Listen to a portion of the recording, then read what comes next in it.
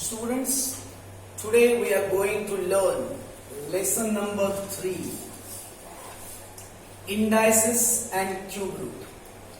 New topics है indices and cube root. Exactly indices आणि cube route ना आपल्याला काही फॉर्म्युलाज आहे. त्याबद्दल बघा मी इथे लिहिलंय बघा. इथे 3 लिहिलंय, इथे 5. याला रीड कसं करतात? 3⁵. रीड कसं करतात? 3⁵. याला म्हणतात बेस आणि हा जो लिहितात याला म्हणतात इंडेक्स. रीडिंग कसं करणार? 3⁵. This one is base, this one is index. For learning these examples, you must know these formulas. हे फॉर्म्युला जे आहे ते तुम्हाला कंपल्सरी पाठांतर पाहिजे आहे. व्यवस्थित लर्न करा पहिल्यांदा फॉर्म्युला. हा लेसन आपल्याला समजण्यासाठी पहिल्यांदा तुम्हाला फॉर्म्युला लर्न होणं खूप इम्पॉर्टंट आहे. बघू आपण. a⁵m. रीड बघा मी कसं करतोय. a⁵m into a⁵n is equal to a⁵m plus n. म्हणजे काय असतं ते सांगतो. इथे बघा दोन्हीकडे तुम्ही चेक करा. Base are equal. Can see here is base a, here also a, but the index are different. Here is m and here is n, and you can see there is a multiply. मी काय बोलतो लक्षात घ्या.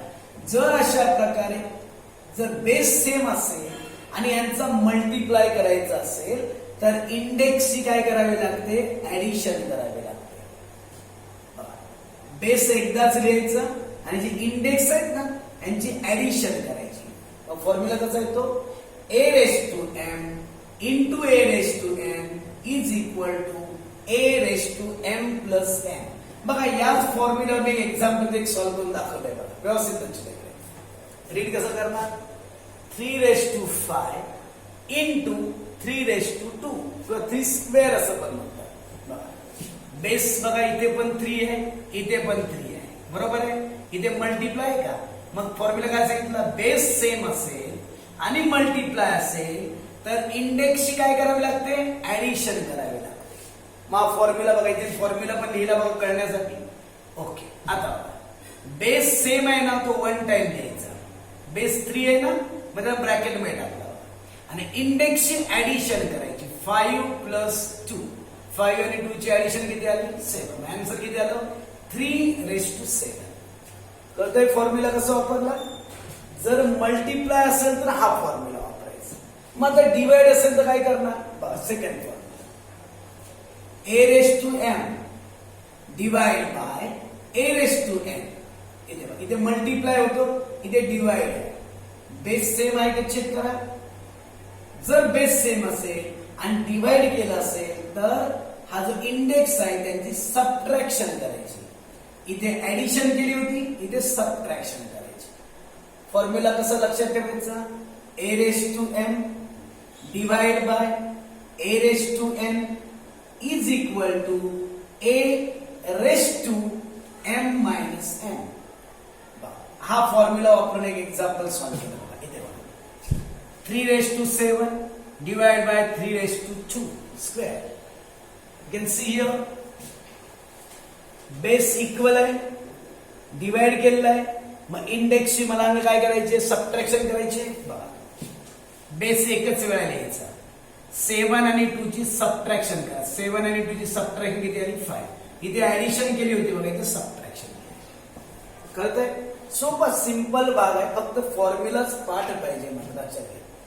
Next one a⁵m bracket ⁵n. कसं read करणार?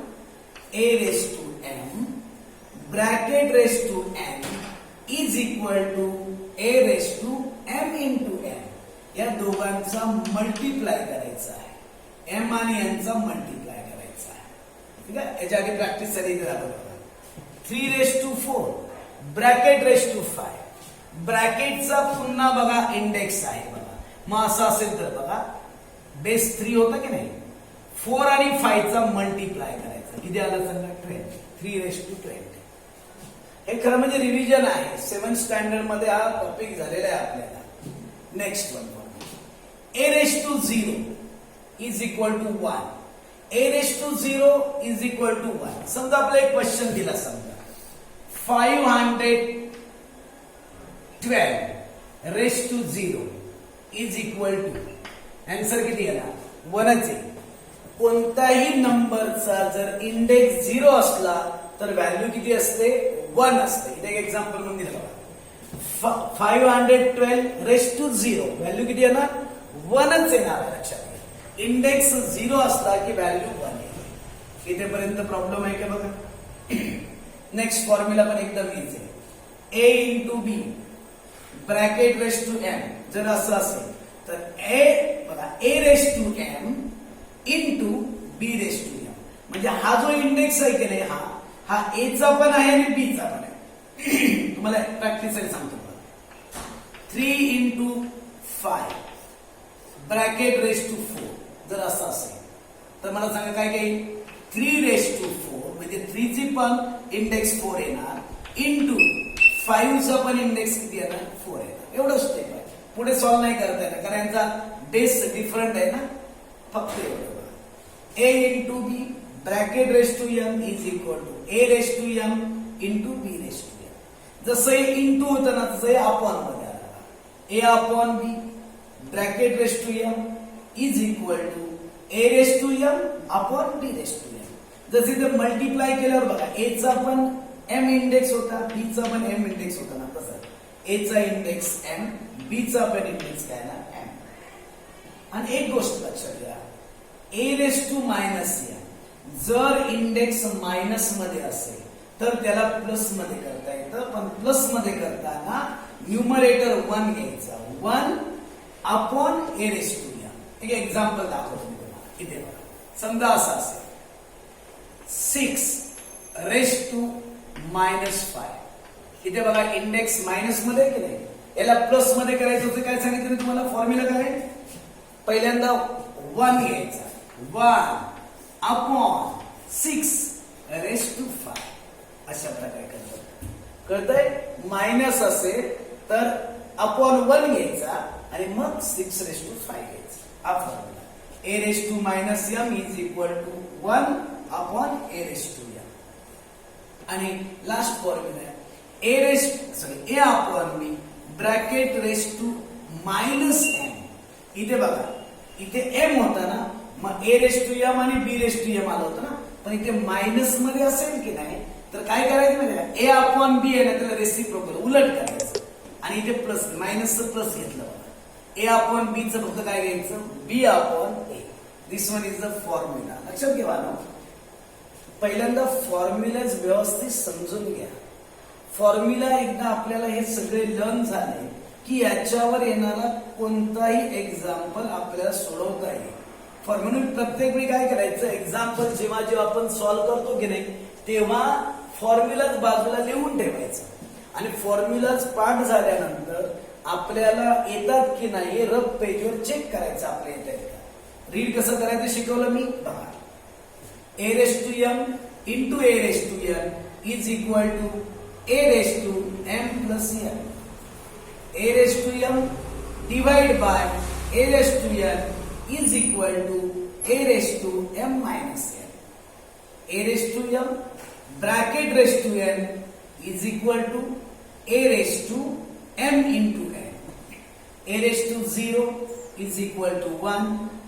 a into b bracket raise to m is equal to a raised to m into b raised to m. a upon b bracket raised to m is equal to a raised to m upon b raised to m.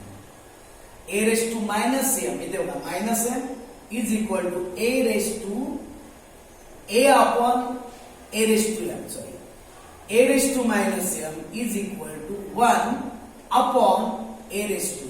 Minus असेल तर plus करायचं, फक्त वर 1 घ्यायचं. इथे पण बघा minus असेल तर फक्त a अपॉन b चं काय होतं? b upon b. a upon b bracket raise to minus m is equal to b upon a bracket raise to m. फॉर्म्युलाच पाठ करा आणि हे लक्षात घ्या. त्याच वेळी जेव्हा तुम्ही स्टडी करताय ना लेसन त्याच वेळी तुमचे फॉर्म्युलाज पाठ व्हायला पाहिजे आणि प्रॅक्टिस करत राहिलात की तुम्हाला हा टॉपिक एकदम इझी वाटणार. ओके.